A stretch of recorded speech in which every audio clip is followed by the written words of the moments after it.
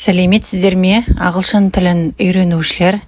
Бүгін біз сіздермен ағылшын тілін текстер арқылы үйренеміз. Осындай мәтіндер арқылы үйренеміз. Тексті мен оқимын, аударамын, грамматикаларын түсіндіремін. Осылай ағылшын тілін бірге үйренеміз. Олай болса, кеттік. My family. Менің отбасым. I have got a big family.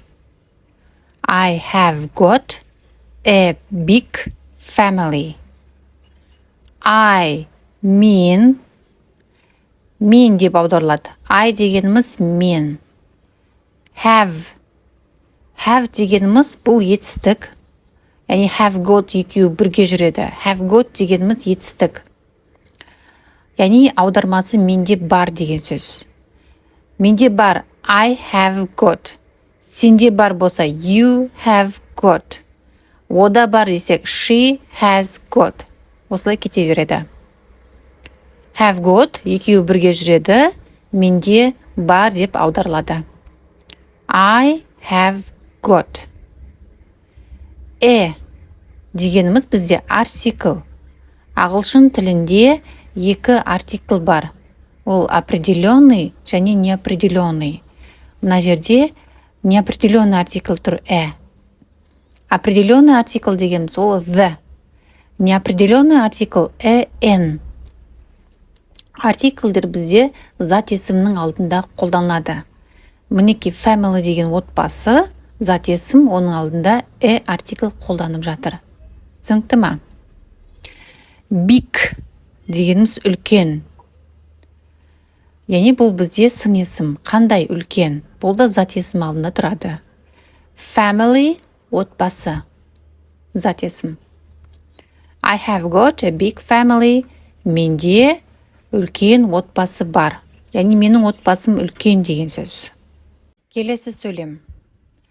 I have got a mother, a father, a sister, and a grandmother. I mean have got бар, a mother, ана, яғни мамам бар дейді. A father, әкем бар. A sister, әпшем бар. And a grandmother, әжем бар дейді. Түсінікті ме? Келесі сөйлем. My mother is young and beautiful. My mother is young and beautiful. Менің мамам, young дегеніміз, мынау is дегеніміз бізде етістік. To be етістігі. Біз білеміз ағылшын тілінде to be етістіктер бар, я? Am, is, are. Айға am қолданады, youға are, he, she, itқа is to be етістігі қолданады. Бұл жерде my mother үшінші жақта тұр. Ана үшінші жақ жекеше түрі болғандықтан is to be етістігі қолданып жатыр. Young жас, молодой деген сөз. Және and beautiful әдемі. Менің мамам жас және әдемі. My mother is young and beautiful. Келесі сөйлем. Her name is Елена Петровна. Her дегеніміз оның қыздарға айтылады. Her, оның қыздарға. Оларға his қолданады. Оның есімі name Елена Петровна. To be есі қолданып тұр. To be естігін аудармасы является деп аударылады. Мысалы, она является Елена Петровна дегендей. Түсінікті ме? My father is young too. Менің әкем тоже жас деген сөз. яғни менің әкем де жас деген сөз. Түсінікті ма? My менің, father әкем, is to be естігі, ян сын есім бізде жас деп аударылады. To яғни тоже деп аударылады. Орысша айтқан кезде тоже. Келесі сөйлем.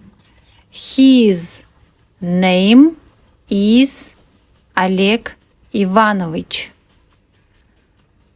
His name is Олег Иванович. Оның аты Олег Иванович. His оның ұлдарға айтылады.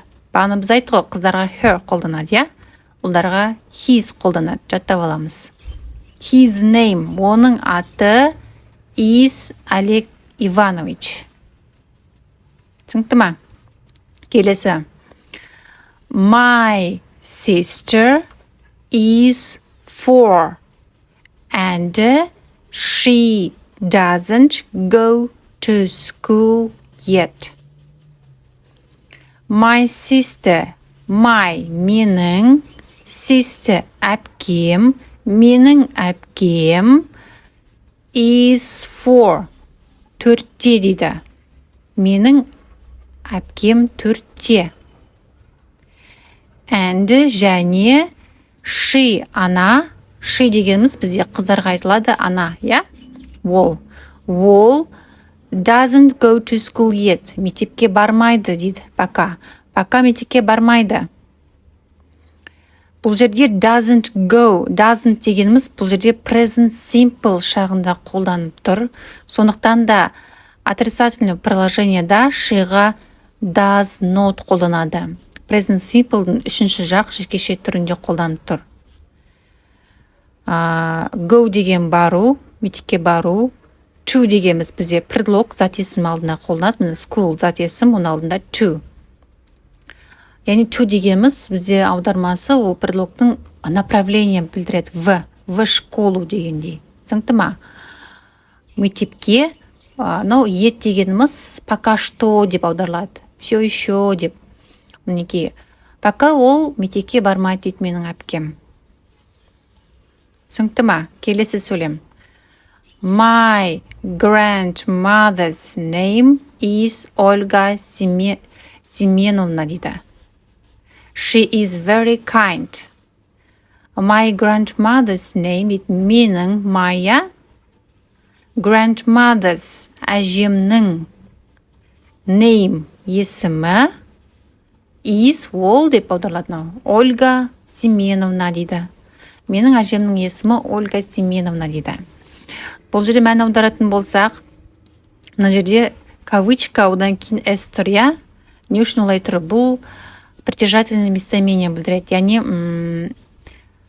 менің әжемнің, кімнің, сондай айтқымыз келсе, яғни бір заттың бір нәрсеге тиесілі екенін айту үшін осындай кавычкада s қолданады. She is very kind. She ол қыздарға қолданады. Ол өте, very дегеніміз өте, kind, добрый, жақсы дейді. Ол өте жақсы дейді. Келесі сөйлем.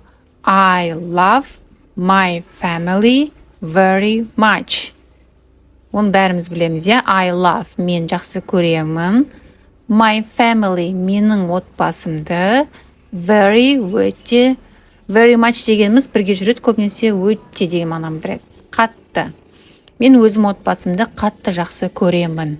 Сіздерге түсінікті болды ма? Қандай сұрақтарыңыз бар? Кім қандай түсінбеді? Комментарияға жазып кетіңіздер. Мен міндетті түрде жауап беремін. Егер сіздерге осылай ағылшын тілін үйрену ұнаған болса, комментарияға жазып кетіңіздер, лайк басып кетіңіздер, подписация етіңіздер. Сұрақтарыңыз болса, комментарияға қойыңыздар. Сау болыңыздар, рахмет.